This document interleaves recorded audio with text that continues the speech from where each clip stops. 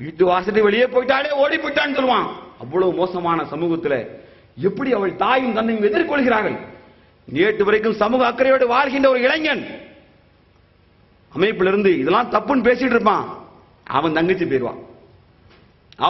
போயிருவான்.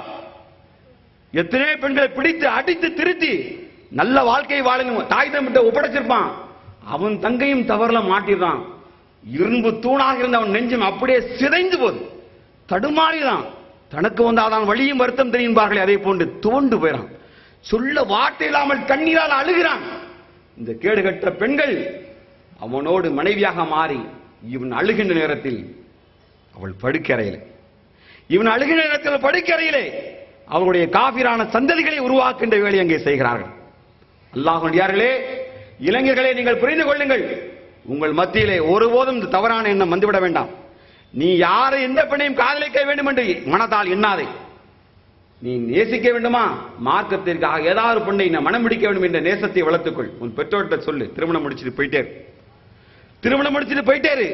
அதை விட்டுவிட்டு இஸ்லாம் கட்டுத்தராத காதல் என்ற பசப்பு வார்த்தைகளை, அதுக்கு உயிரிருப்பதாக ஏமாற்றி வேலையை சொல்லி மக்களை ஏமாத்தாதீர்கள். நான் சொல்கிறேன், ஜமாத்துகள் நீங்கள் சொன்னதை போன்று நீங்கள் மீலாது நபி என்ற பெயரில் ரசூலுல்லாஹி ஸல்லல்லாஹு அலைஹி வஸல்லம் பெயரில் ஹேப்பி பர்த்டே கொண்டாடுவதை விட்டுவிட்டு மாதம் ஒருமுறை உங்கள் மகல்லா வாசில் இருக்கிற இளம் பெண்கள், கல்லூரிக்கு செல்கின்ற பெண்கள், வேலைக்கு செல்கிற இளம் பெண்களை மகல்லாவுக்குள் அழைத்து தீனியாத் வகுப்பு நடத்தி மார்க்கம் என்றால் என்ன, திருமணம் என்றால் என்ன, வாழ்க்கை என்றால் என்ன, மறுமை வாழ்வில் இதற்கு என்ன தண்டனை என்பதை இந்த இளம் பெண்களுக்கு எச்சரிக்கை செய்கின்ற வேலையை இமாம்கள் செய்வதை விட்டுவிட்டு 300 பயல ஊற்றி ஆட்டம் போட்டு நீங்க வந்து மீலாது நபி கொண்டாடுங்கள் என்று சொன்னால் உங்களுக்கு சமூகத்தின் பார்வை இல்லை.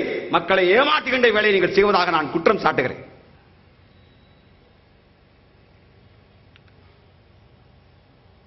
பேருக்கு ஒரு முஸ்லீம் காலேஜ் இருக்கு. கல்லூரி பேராசிரியர்கள்லாம் ரொம்ப கவலை கொள்றாங்க. சார், நாங்க கேம்பஸ் ஸ்கூல்ல தான் கட்டிக்க முடியும், கேம்பஸ் ஸ்கூல்ல மட்டும் தான் கண்டிக்க முடியும் சார், நாங்க கண்டிக்காமலாம் கிடையாது. கள்ளன் பெரிதா காப்பான் பெரிதான்னு கேட்டால் கள்ளன் தான் பெரியன்னு இருக்கான். இந்த பெண்கள் பார்வையில சிக்னல் கொடுத்துருவா, அப்படிங்கிற சிக்னல் கொடுத்துருவா. போகும்போது ஒன்னா பைக்ல எவ்வளவு பெரிய அவமானத்தை அந்த கல்லூரி சுமக்குது தெரியுமா? கல்லூரி பேராசிரியர் உட்கார்ந்து இவளுக்கு லவ் பண்ண கத்துக் கொடுக்கல. இது தவறான சூழ்நிலை, தவறானது. ஆனாலும் இஸ்லாம் சொல்லுகின்ற நிறைப்படி அந்த கல்லூரி அமையவில்லை என்ற பகிரங்க குற்றச்சாட்டு.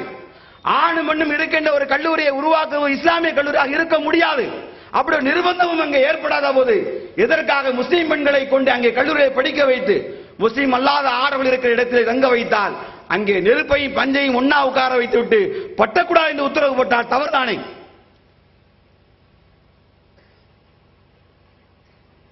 எவ்வளவு பெரிய அவமானத்தை சமுதாயம் சந்திக்கிறது. ஓடி போறவர்களுக்கு ஒன்றும் புரியதில்லை. ஆனால் பெற்றோர்களும் சமுதாய அக்கறை கொண்ட சமூக அமைப்புகளும் ஜமாத்தார்களும் வேதனையோடு இருக்கிறார்கள். ஆகவே காதலர் தினம் என்ற பெயராலே ரொம்ப கவனமாக இருங்க. பிள்ளைகளை கண்காணிக்க வேண்டியது பெற்றோர்களின் கடமை, இளைஞனின் கடமை. இதில் நீங்கள் ஒரு சிறிதும் தவறி விடாதீர்கள். இன்னைக்கு தினமலர் பத்திரிகை பாருங்க, இது சம்பவத்தை சொல்றேன். ஒரு பெண்ணு, கவிதாங்கிற பெண்ணு, சென்னையை சேர்ந்த பெண்ணு, வயது 19 வயது. இவளுக்கு தோழன் யாரு தெரியுமா? தோழி எல்லாம் பொம்பளை பிள்ளை, யாருமே தோழி கிடையாது. தோழி எல்லாமே ஆம்பளை பேருக்கு தான். இவன் என்ன செஞ்சிருக்கான்?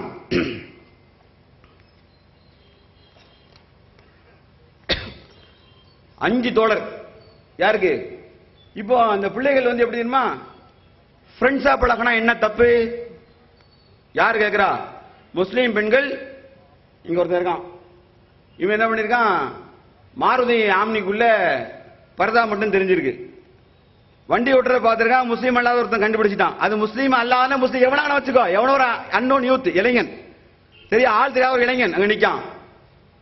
முஸ்லீம் பசங்க தாடியை கண்டவன பிள்ளை சட்டை டக்குன்னு க்ளோஸ் பண்ணுது, விரட்டி போறான். ஆகா ஏதோ தப்பு நடக்கு. எங்க போலீஸ் கிட்ட போய் பிடிச்சாச்சு. பிடிச்சவன் என்ன இடம் தெரியுமா? எல்லாம் தெரிஞ்சுக்கிடுங்க. இந்த ரவுடி இப்ப சின்ன பையன் தெரியுமா, இளைஞர்கள்.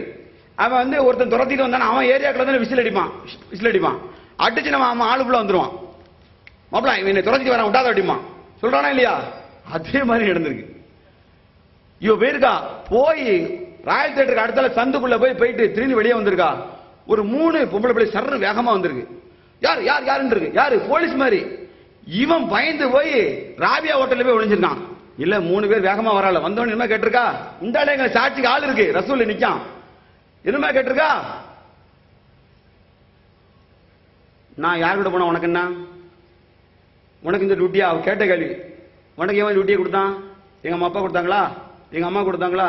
நான் யார் கூட இப்ப ஜோலியப்பட்டு போல. இவன் வெக்கப்பட்டு போய் இவன் அவளோட ரேப் பண்ண போற மாதிரி நினைச்சு மக்கள் இவனே பார்த்துருக்கான். இவன் சொல்லிட்டான், நீ எவன் கூட நாசமா போ, எனக்கு தேவைன்னு சொல்லிட்டு ஓடி வந்தான். எப்படி பெண்கள் பாத்தீங்களா? அதுக்கு ஃப்ரெண்ட்ஸ் தோழி சப்போர்ட்டுங்க. ரவுடி போய் இளைஞர்கள் ஏரியாக்கு ஏரியா சப்போர்ட் வச்சிருப்பாம்ல, அது மாதிரி போன்ல மெசேஜ் போட்டோன்னு பஸ்ல வரும்போதே போன் பண்ணிருக்கு. ராயல் தியேட்டர் கிட்ட இறங்கின உடனே 4-5 பிள்ளைகள் இவனை சூழ்ந்து ரைடு பண்ணுதுன்னா காலம் எப்படி மாறி போகுது பாத்தீங்களா? காலம் மாறி இருக்கு. பெண் பிள்ளைகள் கேக்குது, ஆணோடு பழகுவது தவறா? ஆணோடு பழகுவது தவறா கேட்கா? நான் ஃப்ரெண்டா பழகுறேன், என்ன தவறு இருக்கிறது? நான் நண்பனாக பழகுறேன், என்ன தவறு இருக்கிறது என்று ஒரு பெண் கேட்கிறாள். இந்திய நாட்டு பார்வை மேலை நாட்டு சமூகம் அதை சரி என்றுதான் சொல்லும். ஆமா, அதுல என்ன இருக்கு? ஜஸ்ட்